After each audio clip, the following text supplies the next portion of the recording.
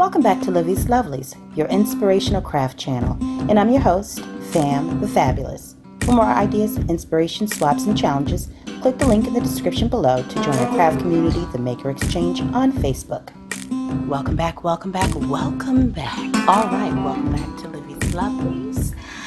Here I am in the Lovely Lab, geared up and ready to share with you these Art Skills double-ended brush tip markers that I picked up from Dollar General. Now, the reason why I share these things with you is because I am a crafter on a budget,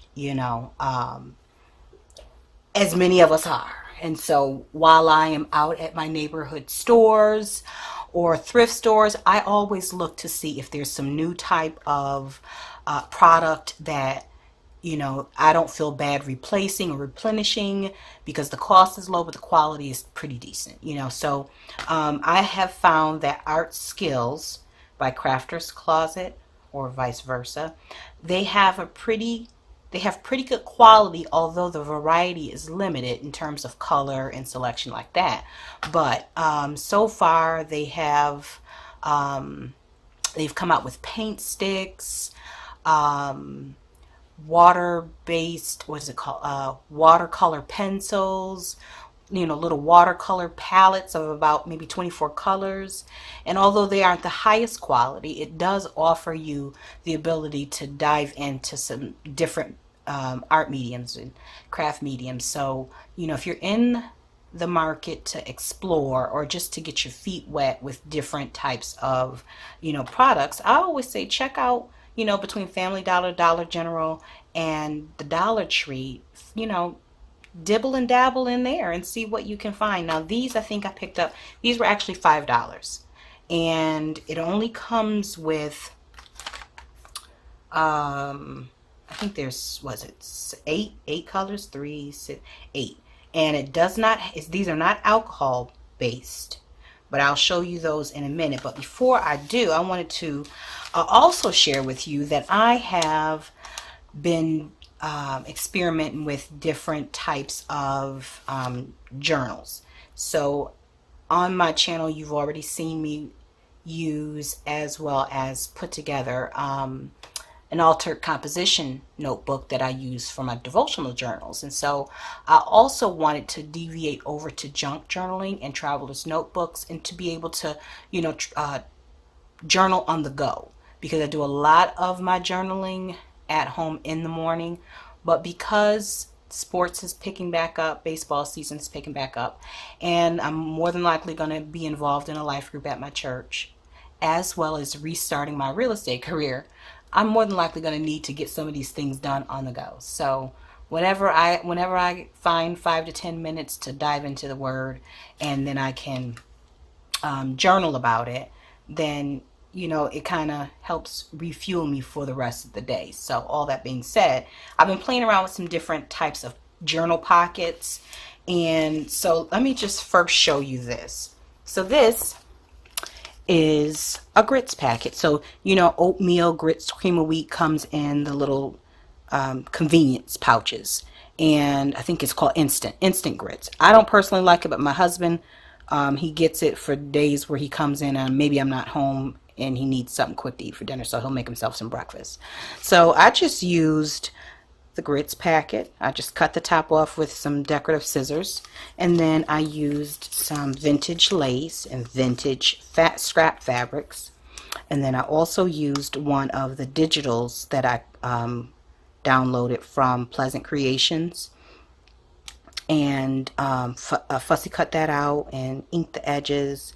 And then this is a Tim Holtz snarky comments sticker. She was tempted to cause a scene, because to be honest with you, I am often tempted to cause a scene, often, but I can't, because I'm grown, and my husband will look at me like I'm crazy, and so will my child, and I'm sure you would too if you were there while I made the scene. Nevertheless, while I like a bit of vintage here and there, I still do like to add a modern element to it. So I thought that the snarky comment was very fitting for this type of pocket. Now moving right along, here's another Pleasant Creations, and I'll drop a link below to her Etsy shop, Pleasant Creations digital download. And I think this might be from the same, yeah, it's from the same collection. Now this is a journal pocket. I may or may not have shown this on camera. I don't know. I can't remember. But just added some lace, inked the edges, and it's really an envelope. And so there's a spot for journaling. The watercolor didn't come out so well there, but who cares? And then there's another tag. It came out better there because I used pencils, colored pencils, as opposed to watercolor, and I think that came out better. I actually like how that came out. Then I use a little lace there, and then these are more of her Liz's downloads. And then here's another pocket journal tag. Okay, so that's another one that I created. Now I have several of them that I've been working on, but I'm really just trying to find my personal aesthetic before I put together an entire journal, because I don't want it to, if I'm going to embark on something, I want to make sure that it has my personal character in it. I don't want to mimic another creative's style, although we are taking different elements from various other crafters. I don't want to insult anyone by, you know, pulling their entire style into a project, nor do I want to look at someone else's entire style in my project when I use it daily, as I would in my journal. So, and then here's another set of pockets that I made using, actually I used some of my son's workbook pages out of his workbook, you know, for school. So I thought that I use this page because it's from science book, Seedling Stage. You see it? So what it is just a sheet of paper, and you fold it in a certain way, and you glue it in a certain way, and you add it to your journal, and that way you can add tags. And you know, got a little pocket pouch, and if you glue this down such a way, you can add something else down there. But so that will go on the left hand side, and then this one will go on the right hand side. So I am still in the experimental phase of that, and as I perfect it a little bit more, I'll come on camera, but y'all don't need to see me fumbling in the meantime. So now getting back to the brush tip markers. So I actually liked the brush tip markers. I thought that they were really nice, and let me show you the latest project that I worked on using them. Okay, let me get a little close up for you. I could just, instead of standing up, because sometimes I do that. So here is the image, and I'll bring this up just so you can see, and hopefully the light catches it so you guys can see it better. But so I like the color. I do believe that you can do some shading, not a whole lot. You're not going to be able to do a whole lot of shading with these, but what you will be able to do is get into the fine spaces. So I'm going to do a little demo on camera for you on an area that has large and I did this one as well, large and small spaces. So let's no, I don't want to work with that one because the book is already open on that side, and I don't want to do straight lines either. Bear with me, folks, we'll get there. All right, so let's see, come on now, book, open up to the page that I need. Oh, work with me, people, work with me. You think I would have had something already lined up? All right, so no, so undecisive. I'm really a decisive person. I know what I want, so until I actually see that, I have a hard time just stopping. Okay, here we go. Here's a great page. So we'll mark that off there. Cut the book open a little bit, and let me just say this for one, if I haven't already said it. These were the worst markers I had ever seen before. The worst. They came dry. I digress, and I'm not going to bore you with the details of my anguish. Anyways, so let me show you the tips, okay? So these are the colors.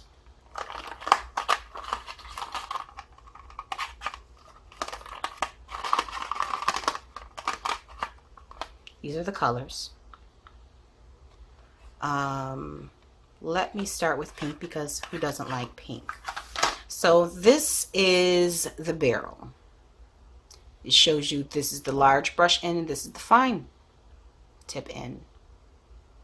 Okay, you can clearly see it through the translucent cap, which is great.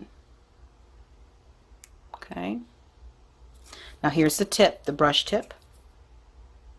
Let me get something lighter for you people, because I'm not that light. So that's the brush tip, and then this is the fine tip.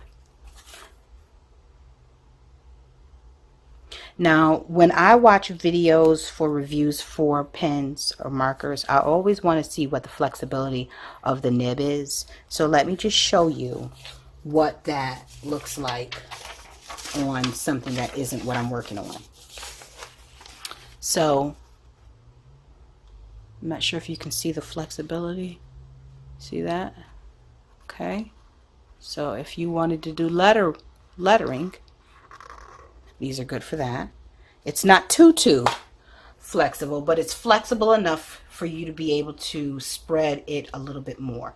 So let's start with one of the leaves, and I'm going to go in a little bit closer so you guys can see it. All right. So this is me using the brush tip. Now let me say this. When you use a brush tip, you really got to know what you're doing, because if you press too hard, you're going to be out of the lines. Okay? Let me bring that out some, because it's looking a little grainy. Okay, there we go. All right, so let's take this here petal, for instance. And I'm going to do this upside down simply because my mind says that I need to. Now, one thing I noticed about these brush tips is that because I'm not using a very smooth paper, although this paper probably is smooth, the tip does get a little raggedy. So this is definitely not your high quality Copic marker. But as you can see, as I continue to go over the same spot, it does darken. So you do have the ability to do some light shading. And let's see if we can do some color mixing. Now, I've seen quite a few artists do this. Do this on, yeah, you know, I don't even think this is gonna be a good idea, but let's try it. It's my markers anyways, right? So let's see, I put a little pink on that. Oh, look at that. Now, you don't have control over how it comes out, but it does give you a different effect. And for $5, I don't see why not. And let's see if it marks out, and it does come clean. So they are very, they're not as juicy as other alcohol-based markers. And yeah, you guys know what I'm saying. But they're wet enough. They don't, you know, the fading doesn't come from, or should I say, the lightness of the color that comes out doesn't come from the lack of pigment or the lack of moisture. It's just the color, if that makes any sense. All right, so that is the brush tip. Now let's try the fine tip. Hope I'm in, yeah, I'm in focus.